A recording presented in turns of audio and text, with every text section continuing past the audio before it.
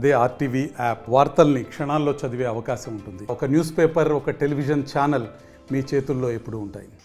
నిన్న బాలకృష్ణ గారు కొన్ని వ్యాఖ్యలు చేశారు మీడియా ముఖంగా. సత్యసాయి జిల్లా, శ్రీ సత్యసాయి జిల్లా అనే పేరుతో కొత్తగా ఏర్పాటు చేసినటువంటి జిల్లా పేరు అదే ఉంటుంది. Puttaparthi head quarter, Hindupuram head క్వార్టర్గా మారుతుంది ఈ జిల్లాకు సంబంధించి. దీనికి ప్రపోజల్ పెట్టినాము, మరి పై ప్రభుత్వం ఏం ఆలోచిస్తుందో చూడాలని ఆయన చెప్పారు. దీని మీద చాలా మంది ప్రజలకి విపరీతమైనటువంటి మానసిక వేదన కలుగుతా ఉంది. ఎందుకు మానసిక వేదన అంటే, సత్యసాయి జిల్లా ఏర్పాటు చేయి 3 సంవత్సరాలు పైచిలుకైంది. ఈ 3 సంవత్సరాల పైచిలుకు అయిన తర్వాత ఈ సత్యసాయి జిల్లా హెడ్ క్వార్టర్ అయినటువంటి పుట్టపర్తిలో అందరు ప్రజలు కొన్ని ఆస్తులు కూడబెట్టుకుని, తర్వాత ఆర్థికంగా వెసులుబాటు కలిగిన కొంతమంది మిడిల్ క్లాస్ ఫ్యామిలీస్ వాళ్ళు వీళ్ళు మొత్తం ఆస్తులు కూడబెట్టుకుని వాటిపైన కొన్ని బిల్డింగ్లు కట్టుకుని, ఇక్కడ ఉన్నటువంటి జిల్లా హెడ్ క్వార్టర్లో ఉన్నటువంటి ప్రభుత్వ అధికారులు, క్లర్కుల స్థాయి నుంచి చిన్న స్థాయి నుంచి పెద్ద స్థాయి వరకు అందరి అధికారులు వాళ్ళ పిల్లలు స్కూల్ నుంచి పంపిస్తూ ఇక్కడే సెటిల్ కావాలని చెప్పేసి ఎన్నో బిల్డింగ్లు బారీలుకున్నారు. ఈ బారీలకు ఉన్నటువంటి కార్యక్రమంలో కొన్ని ఆస్తులు డెవలప్ చేసుకున్నటువంటి ప్రజలకు కానీ అధికారులకు కానీ అందరికీ ఉచ్చబట్టలు పడే విధంగా, మానసిక వేదనకు గురయ్యే విధంగా ఆయన వ్యాఖ్యలు చేశాడు. జిల్లా మారుతుందా లేదా అనేది రెండో ప్రియారిటీ. మొదటి ప్రియారిటీ జిల్లా మార్చడానికి కావాల్సినటువంటి అవసరాలు ఏమున్నాయి, ఎందుకు ఆయన ఈ వ్యాఖ్యలు చేశాడు, దేనికోసం జిల్లా మార్చదలుచుకున్నాడు, ఆయనకి పార్టీలో పలుకుబడులు కాబట్టి ఆయన అనుకుంటే మార్చగలడు. ఇది ఖచ్చితంగా నిర్విధానం. అయితే ఎందుకు మార్చాలనుకుంటున్నాడు, ఇంతమంది ప్రజల మనోవేదన గురి కావాల్సినటువంటి అంశం ఎందుకు ఆయన మానసికంగా ఇంతమంది ప్రజలు వేధిస్తున్నాడు, దీనిపైన జిల్లా వ్యాప్తంగా ఉన్నటువంటి అన్ని పార్టీల నాయకులు, తెలుగుదేశం పార్టీ 6 నియోజకవర్గాలు, 7 నియోజకవర్గాలు ఉన్నాయి. సత్యసాయి జిల్లాతో 7 నియోజకవర్గాలకు అనుబంధం ఉంది. ఈవెన్ రాప్తాడు నియోజకవర్గం కూడా 3 మండలాలు ఉన్నట్టు లింకేజ్లో ఉన్నాయి.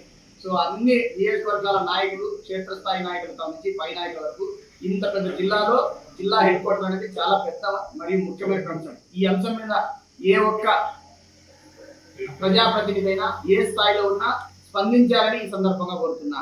ఒకవేళ నిజంగా బాలకృష్ణ గారు ఈ జిల్లాను మార్పుకు ఖచ్చితమైనటువంటి సాంకేతికమైన అంశాలు ఏవైనా ఉన్నాయి, తర్కమైన అంశాలు ఏవైనా ఉన్నాయి, రాజ్యానికి సంబంధించి రాజ్యం యొక్క పరిపాలనకు సంబంధించి ఖచ్చితంగా దీనికంటే మెరుగుగా ఎందుకు ఉంటుంది అనేది ఏదైనా నిరూపిస్తే ఆయన మార్చడానికి మాకు ఎటువంటి అభ్యంతరం లేదు.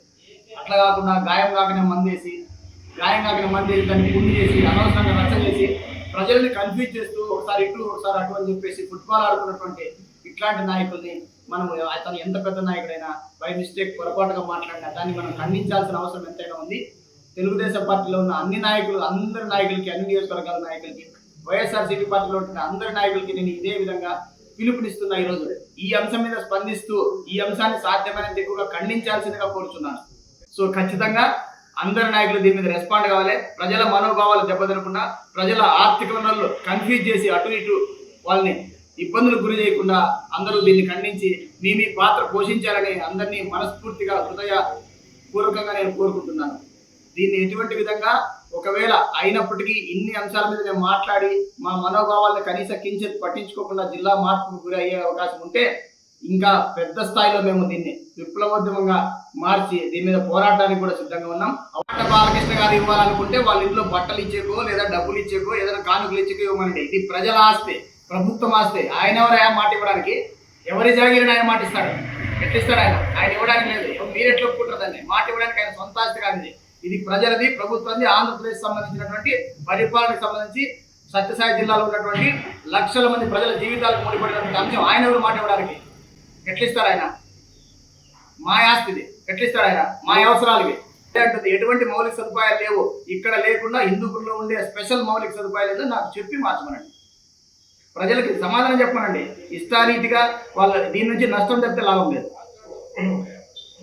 ఇక్కడ లేనటువంటి ఏంటివి అక్కడ ఉండేటువంటివి ఏమున్నాయి అక్కడ స్పెషల్గా? బాలకృష్ణ గారు ఎమ్మెల్యే అయిన తర్వాత విపరీతమైన మౌలిక సదుపాయాలు హిందూపురంలో ఏర్పాటు చేసినారా? పిచ్చిగా డెవలప్మెంట్ అయిపోయిందా? మనం అసలు అక్కడ పోకుండా కూడా జిల్లా యంత్రాంగం మొత్తం పనిచేసుకునే విధంగా ఉందా? ఆఫీసులు ఆల్రెడీ ఉన్నాయా?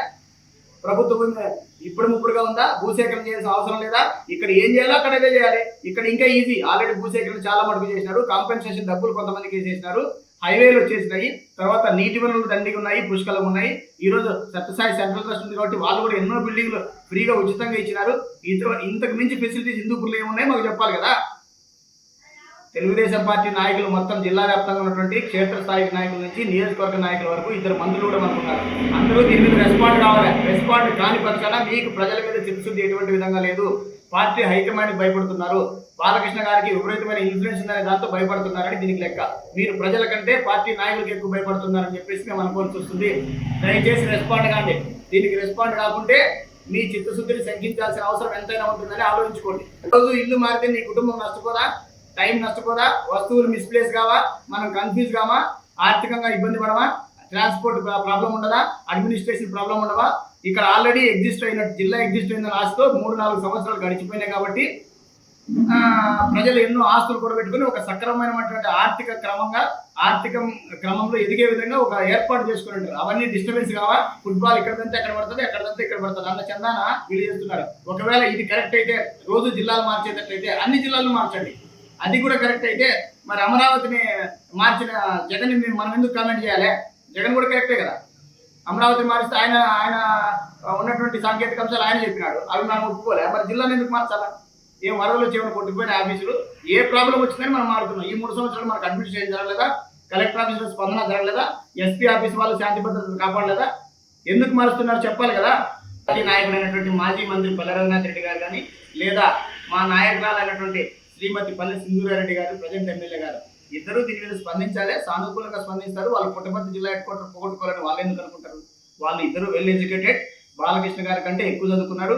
వాళ్ళు బాలకృష్ణ గారి కంటే ఎక్కువ సమర్థులు. ఖండిస్తారు, అవసరమైతే పోరాడతారని నేను ఆశిస్తున్నాను.